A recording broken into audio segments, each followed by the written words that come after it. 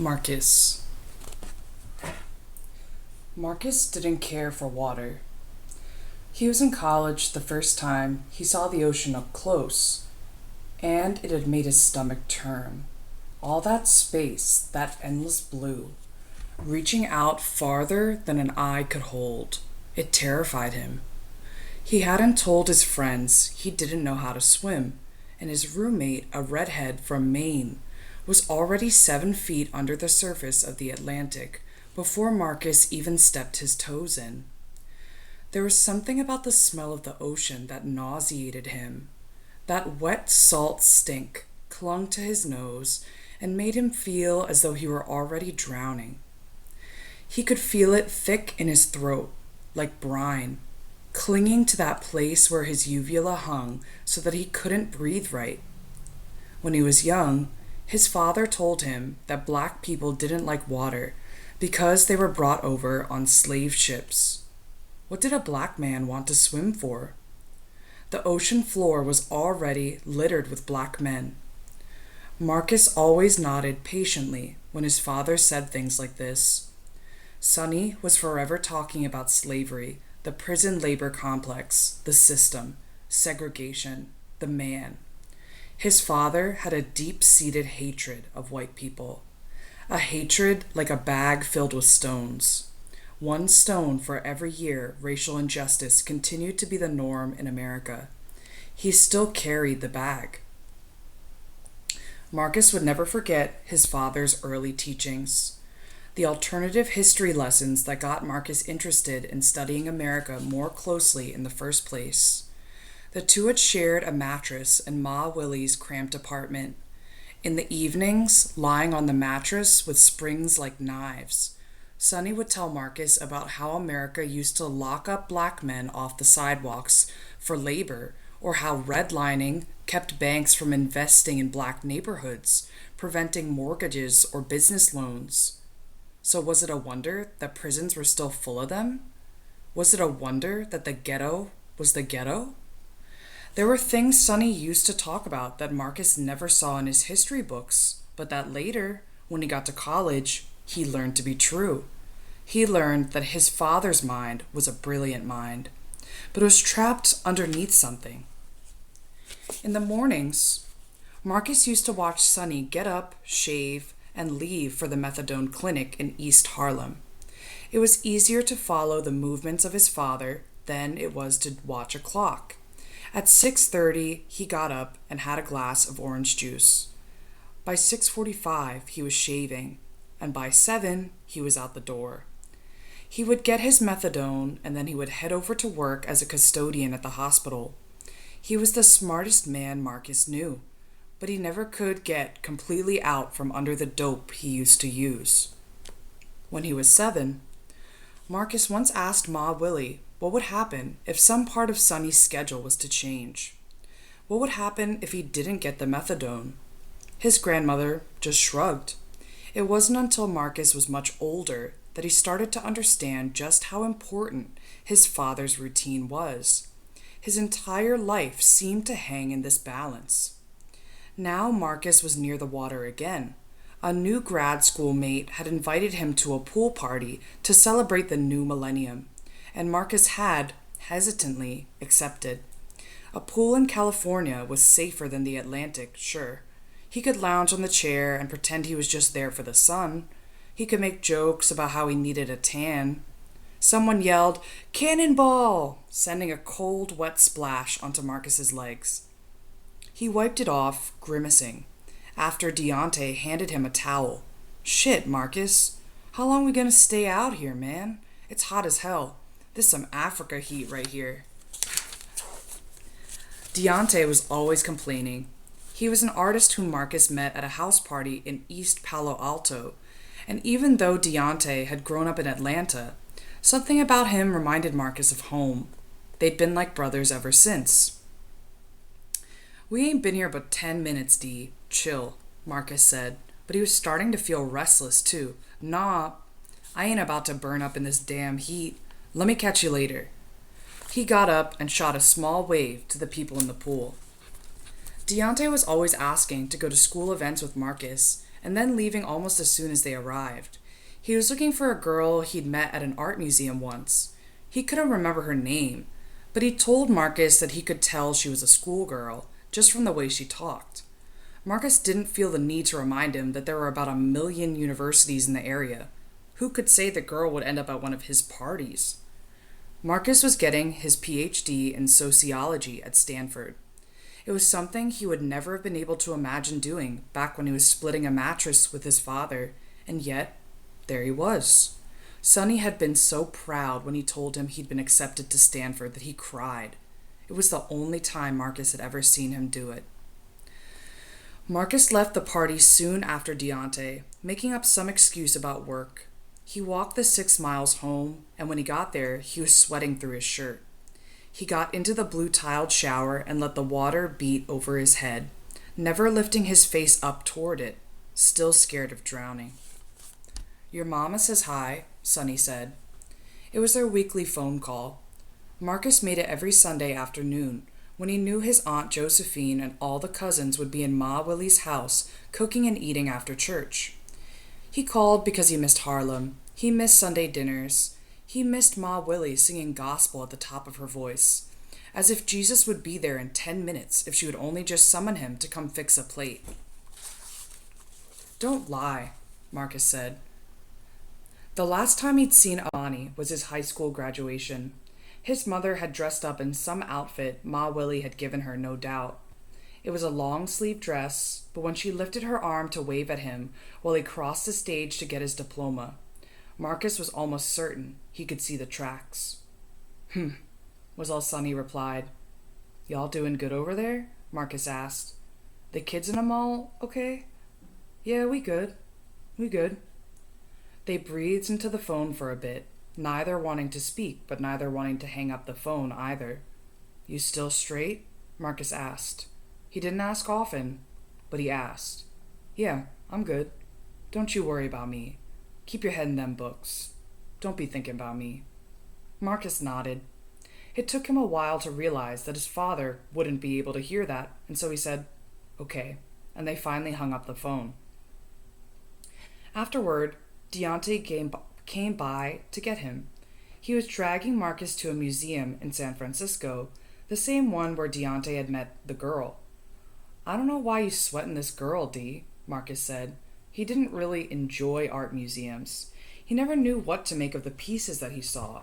He would listen to Deontay talk about lines and color and shading. He would nod, but really, it all meant nothing to him. If you saw her, you'd understand. Deontay said. They were walking around the museum, and neither of them was really taking in any of the art. "I understand she must look good." "Yeah, she looked good, but it ain't even about that, man." Marcus had already heard it before. Deontay had met the woman at the Kara Walker exhibit. The two of them had paced the floor-to-ceiling black paper silhouettes 4 times before their shoulders brushed on the 5th pass. They'd talked about one piece in particular for nearly an hour, never remembering to get each other's name.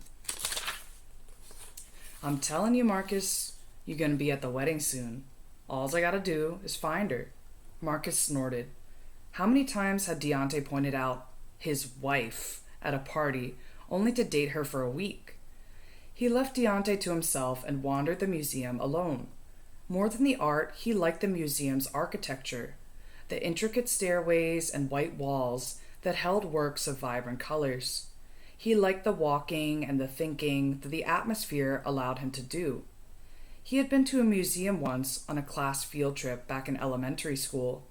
They'd taken the bus, then walked the remaining blocks on the buddy system, each child holding the next child's hand. Marcus could remember feeling awed by the rest of Manhattan, the part that wasn't his, the business suits and feathered hair. Business suits and feathered hair.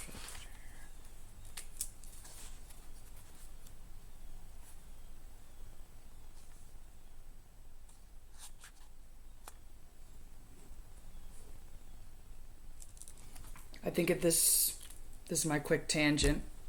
I think this is really interesting that Jesse says that this is the part that wasn't his, the business suits and the feathered hair, but if you think about it, even his own father, Sonny, basically had the same experience, the part of Manhattan that wasn't his, when Willie saw Robert with another family. And that was the white part of Manhattan, and where they stopped and they turned around. So I just think this is interesting that it's almost like, I mean, a lot of things have changed, but in a way, nothing's changed. Okay, continuing on. In the museum, the ticket taker had smiled at them from way up in the glass booth. Marcus had been craning his neck in order to see her, and she'd rewarded his efforts with a little wave. Once they'd gone inside, their teacher, Mrs. McDonald, had led them through room after room, exhibit after exhibit. Marcus was at the end of the line, and Latavia, the girl whose hand he held, had dropped his in order to sneeze. And so Marcus had taken the opportunity to tie his shoe. When he lifted his head again, his class had moved on. Thinking back, he should have been able to find them quickly, a line of little black ducklings in the big white museum. But there were so many people, and all so tall, that he couldn't see his way around them, and he quickly grew too frightened to move. He was standing there, paralyzed and quietly crying, when an elderly white couple found him.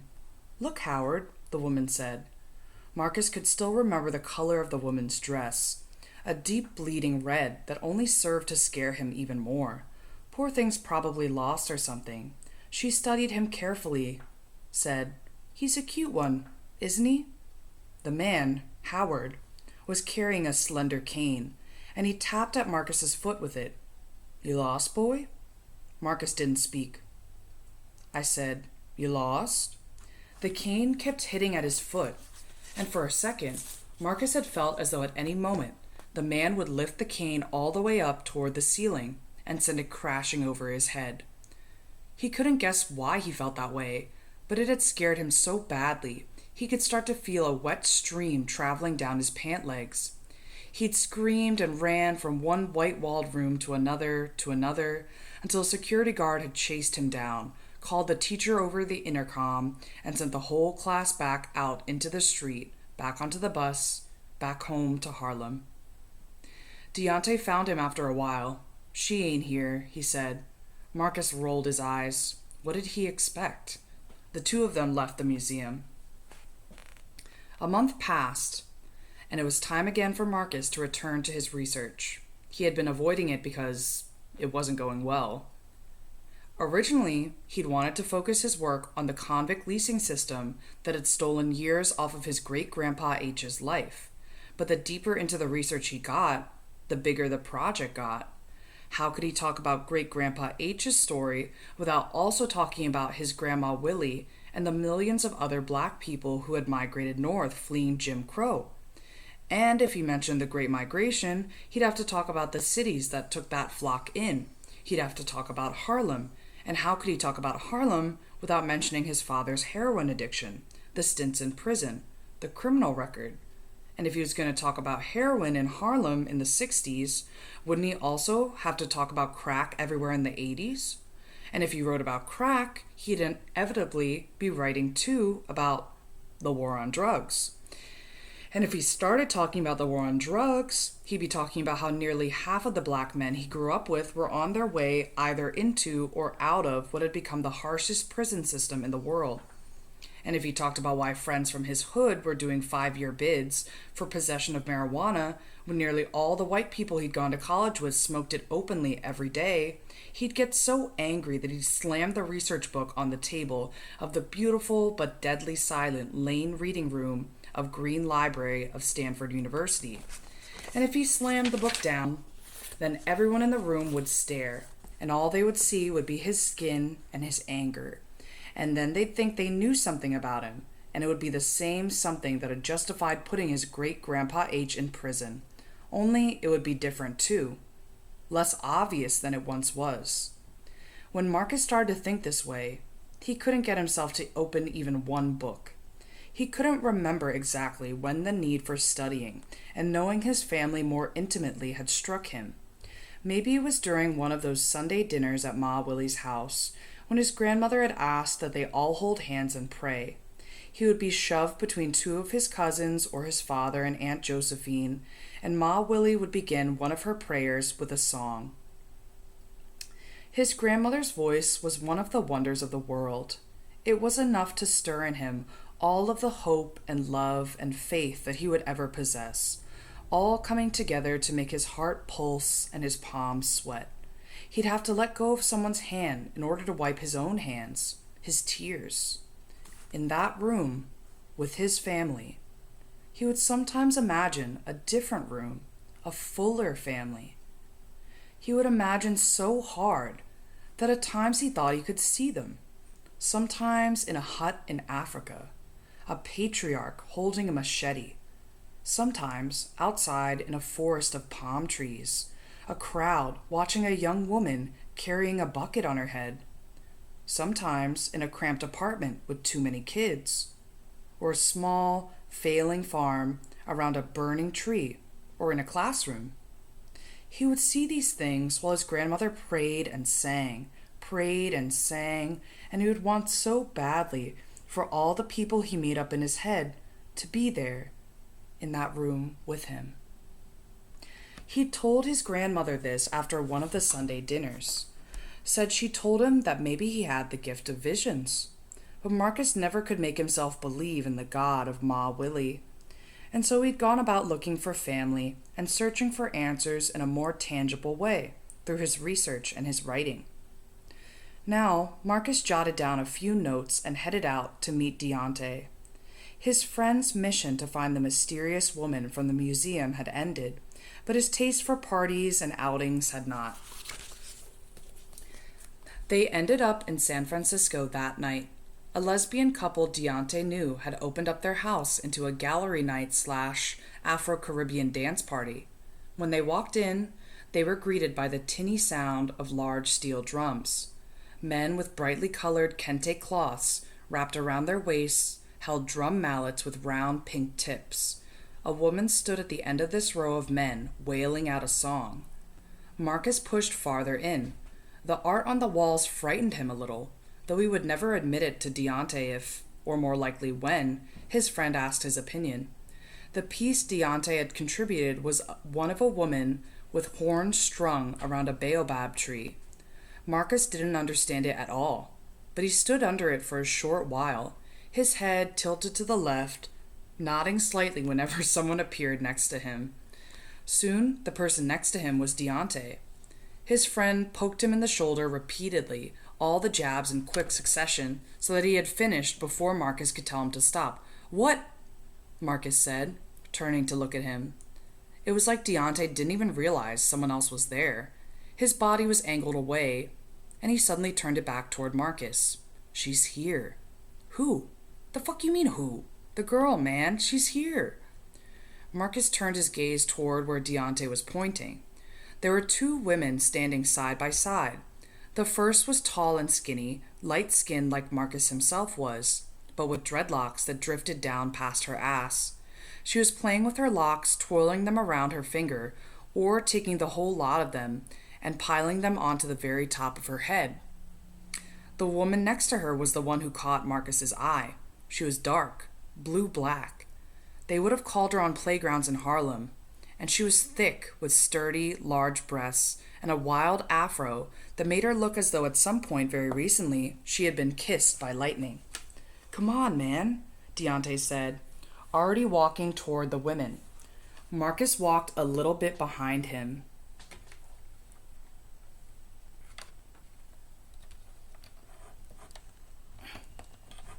Sorry, plugging my computer in. Okay. A little bit behind him. He could see Deontay trying to play cool. The calculated slouch, the careful lean. When they got to the women, Marcus waited to see which one was the one. "You!" the woman with the dreadlocks said, slapping Deontay's shoulder. "I thought I recognized you, but I couldn't remember where I would have known you from," Deontay said. Marcus rolled his eyes. We met at the museum a couple of months ago, the woman said, smiling. Right, of course, Deontay said. He was on his best behavior now, standing straight and smiling. I'm Deontay, and this is my friend Marcus. The woman flattened her skirt and picked up another lock, started to twirl it around her finger, preening, it seemed. The woman next to her hadn't said a word yet, and her eyes were mostly trained on the ground, as though if she didn't look at them, she could pretend they weren't there. I'm Key, the dreadlocked woman said, and this is my friend, Marjorie. At the mention of her name, Marjorie lifted her head, the curtain of wild hair parting to reveal a lovely face and a beautiful necklace. Nice to meet you, Marjorie, Marcus said, extending his hand. When Marcus was just a little boy, his mother Amani had taken him for the day, stolen him, really. For Ma Willie and Sonny and the rest of the family had no idea that Amani, who had asked just to say hi, would lure him away from the apartment with the promise of an ice cream cone. His mother couldn't afford the cone. Marcus could remember her walking with him from one parlor to another shop to another and another in the hope that the prices would be better at a place just a little bit farther down. Once they reached Sonny's old neighborhood, Marcus knew two things with certainty. First, that he was somewhere he was not supposed to be, and second, that there would be no ice cream. His mother had dragged him up and down 116th Street, showing him off to her dope fiend friends, the broke jazz crew. Dis your baby? One fat, toothless woman said, squatting so that Marcus was looking straight down the barrel of her empty mouth. Yep, this Marcus. The woman touched him, then waddled on. Amani kept navigating him through a part of Harlem that he knew only through stories, through the salvation prayers the church congregants put up each Sunday. The sun got lower and lower in the sky. Amani started crying and yelling at him to walk faster, though he was going as fast as his little legs could carry him. It was nearly dusk before Ma Willie and Sonny found him. His father had snatched his hand and tugged him away so fast he thought his arm would escape its socket, and he watched as his grandmother struck Amani hard across the face, saying loud enough for anyone to hear, "Touch this child again and see what happens." Marcus thought about that day often. He was still amazed by it, not by the fear he'd felt throughout the day, when the woman who was no more than a stranger to him had dragged him farther and farther from home, but by the fullness of love and protection he'd felt later, when his family had found him, had finally found him.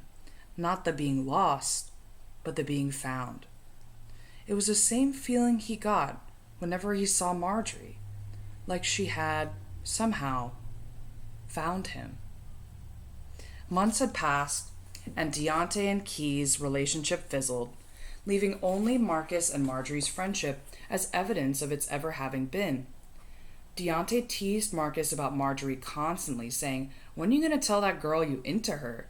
But Marcus couldn't explain to Deontay that it wasn't about that, because he didn't really understand himself what it was about. "So, this is the Ashanti region," Marjorie said, pointing to a map of Ghana on her wall. "This is technically where my family's from, but my grandmother moved down to the central region right here to be closer to the beach." "I hate the beach," Marcus said. At first, Marjorie smiled at him like she was gonna start laughing, but then she stopped and her eyes turned serious. "Are you scared of it?" she asked. She let her finger drift slowly from the edge of the map down to the wall. She rested her hand against the black stone necklace she wore every day. "Yeah, I guess I am," Marcus said. He had never told anyone before. "My grandmother said she could hear the people who were stuck on the ocean floor talking to her, our ancestors. She was kind of crazy." "That don't sound crazy to me. Shit, everybody in my grandma's church caught a spirit at one point or another. Just because somebody sees or hears or feels something other folks can't, doesn't mean they're crazy. My grandma used to say, a blind man don't call us crazy for seeing." Now Marjorie gave him a real smile. "You want to know what I'm scared of?" she asked, and he nodded.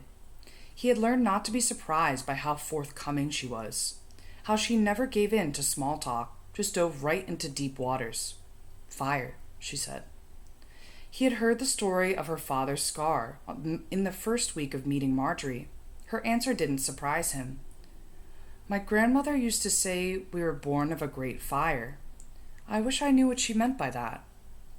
You ever get back to Ghana? Oh. I've been busy with grad school and teaching and all of that. She paused and looked into the air, counting.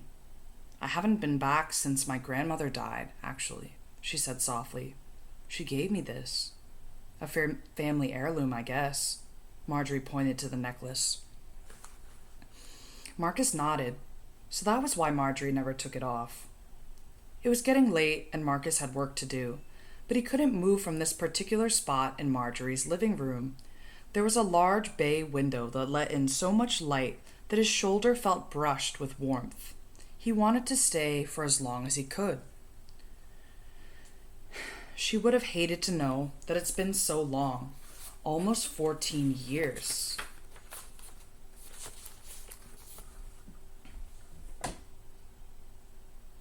When my parents were alive, they used to try to make me go, but it was too painful, losing her. And then I lost my parents, and I guess I just didn't see the point anymore. My tweez so rusty, I don't know if I could even get around anyway. She forced a laugh but looked away as soon as it escaped her lips. She hid her face from him for what seemed like a long stretch of time. The sun finally reached a place where the window couldn't catch its light. Marcus could feel the heat lifting off of his shoulder, and he wanted it back. Marcus spent the rest of the school year avoiding his research. He couldn't see the point anymore. He had gotten a grant that would take him to Birmingham so that he could see what was left of Pratt City. He went with Marjorie, and all they'd been able to find was a blind and probably crazy old man who claimed he knew Marcus's great-grandpa H when he was just a boy. You could do your research on Pratt City, Marjorie had suggested when they left the man's house. Seems like an interesting town. When the old man had heard Marjorie's voice, he said he wanted to feel her, that this was how he got to know a person. Marcus had watched, amazed and somewhat embarrassed, as she let the man run his hands along her arms and finally her face, like he was reading her. It was her patience that had amazed him. In the short time that he'd known her, he could already tell that she had enough patience to take her through almost any storm. Marcus sometimes studied with her in the library, and he would watch out of the corners of his eyes as she devoured book after book after book. Her work was in African and African American literature, and when Marcus asked her why she chose those subjects, she said that those were the books that she could feel inside of her. When the old man touched her, she had looked at him so patiently, as though while he read her skin, she was also reading him. That's not the point, he said. What is the point, Marcus? She stopped walking. For all they knew, they were standing on top of what used to be a coal mine, a grave for all the black convicts who had been conscripted to work there. It was one thing to research something, another thing entirely to have lived it, to have felt it. How could he explain to Marjorie that what he wanted to capture with his project was the feeling of time, of having been a part of something that stretched so far back, was so impossibly large, that it was easy to forget that she and he and everyone else existed in it, not apart from it, but inside of it. How could he explain to Marjorie that he wasn't supposed to be here, alive, free? That the fact that he had been born, that he wasn't in a jail cell somewhere, was not by dint of his pulling himself up by the bootstraps, not by hard work or belief in the American dream, but by mere chance. He had only heard tell of his great-grandpa H from Ma Willie, but those stories were enough to make him weep and to fill him with pride. Two Shovel H, they had called him. But what had they called his father, or his father before him? What of the mothers? They had been products of their time, and walking in Birmingham now, Marcus was an accumulation of these times. That was the point. Instead of saying any of this, he said, You know why I'm scared of the ocean? She shook her head. It's not because I'm scared of drowning, though I guess I am. It's because of all that space.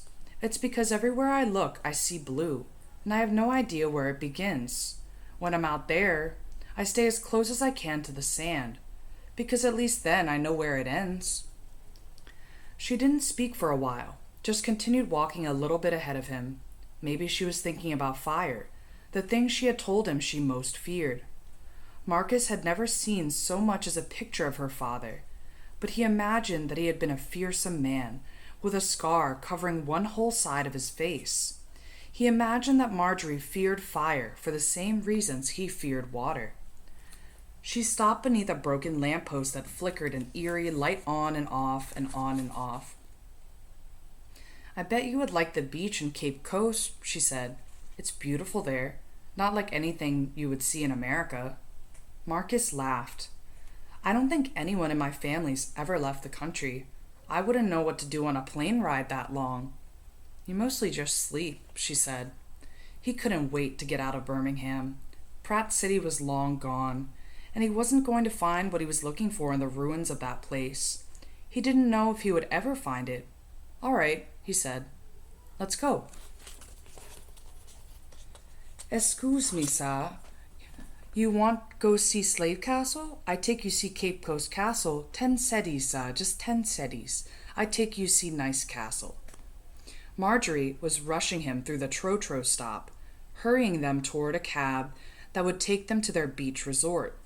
Days before, they had been in Edweso, paying respects to her father's birthplace. Only hours before, they'd been in Takoradi, doing the same for her mother's. Everything was brilliant here, even the ground. Everywhere they went, Marcus would notice sparkling red dust. It coated his body by the end of every night. Now there would be sand to join it.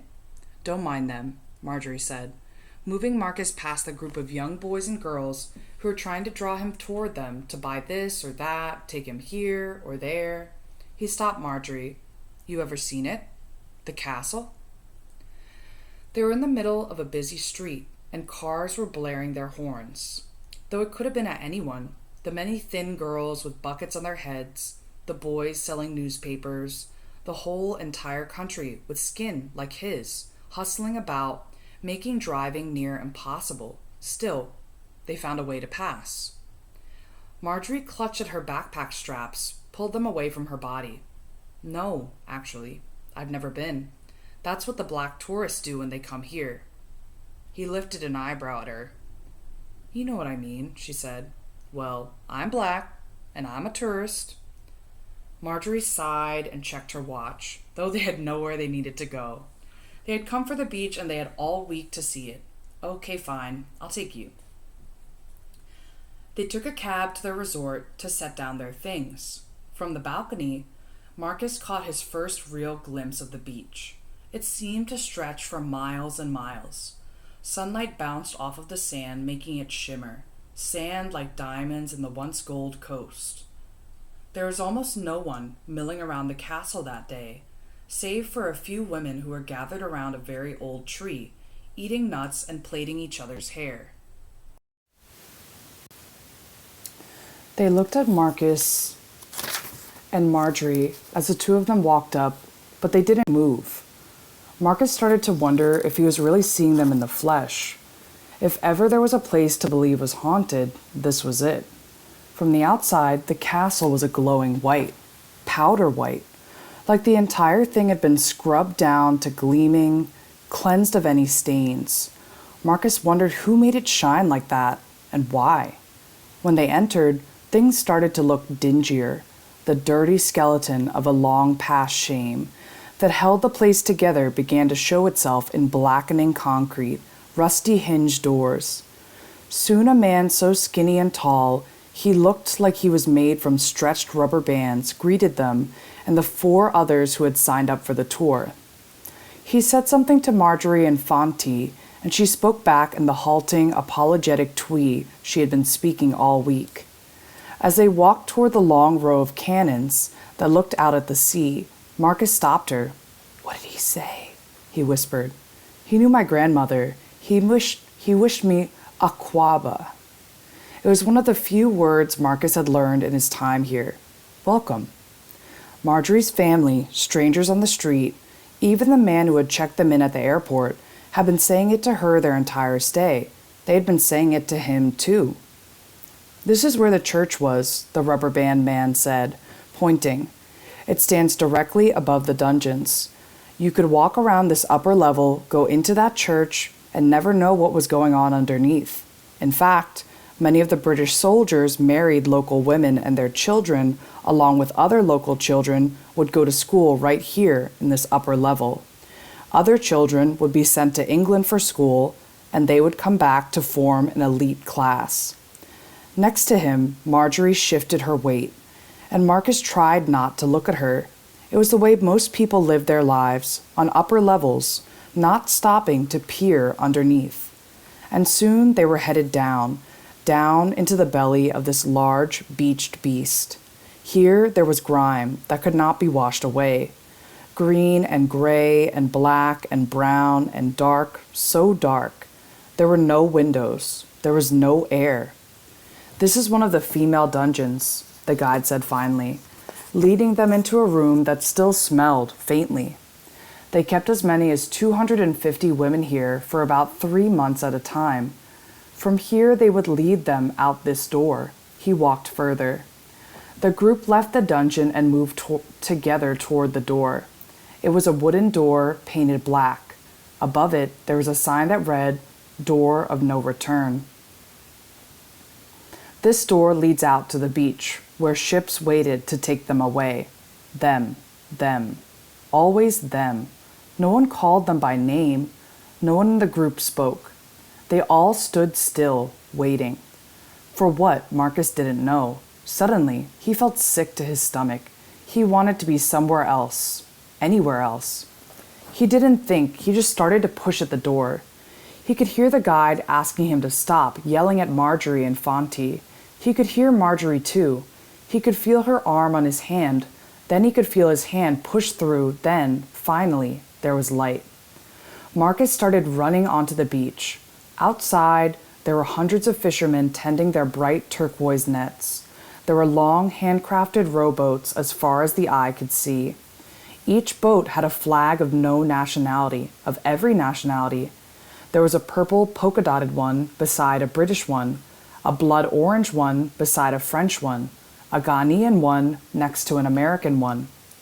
Marcus ran until he found 2 men with dark, gleaming shoe-polished skin who were building a dazzling fire with flames that licked out and up, crawling toward the water.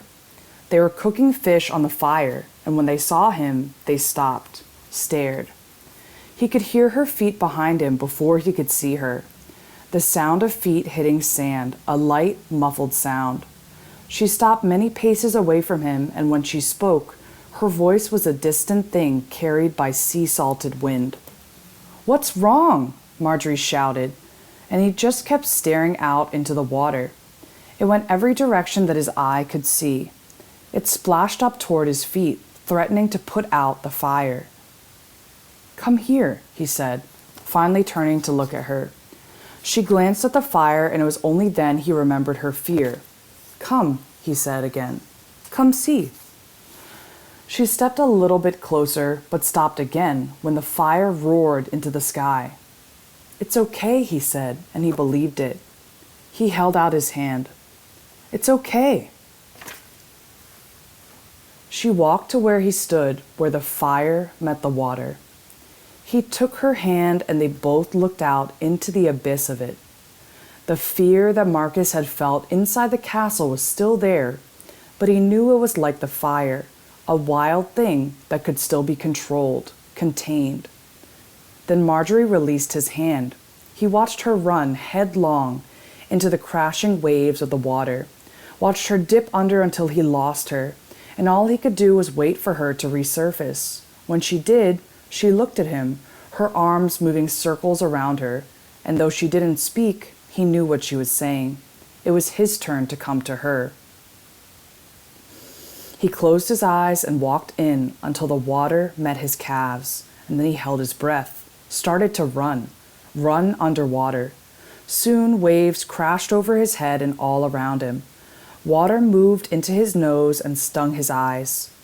When he finally lifted his head up from the sea to cough, then breathe, he looked out at all the water before him, at the vast expanse of time and space.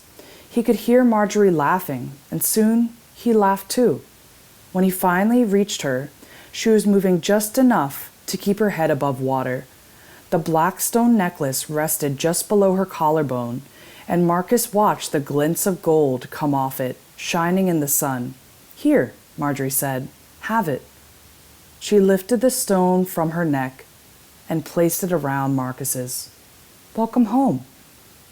He felt the stone hit his chest, hard and hot, before finding its way up to the surface again. He touched it, surprised by its weight. Marjorie splashed him suddenly, laughing loudly before swimming away toward the shore.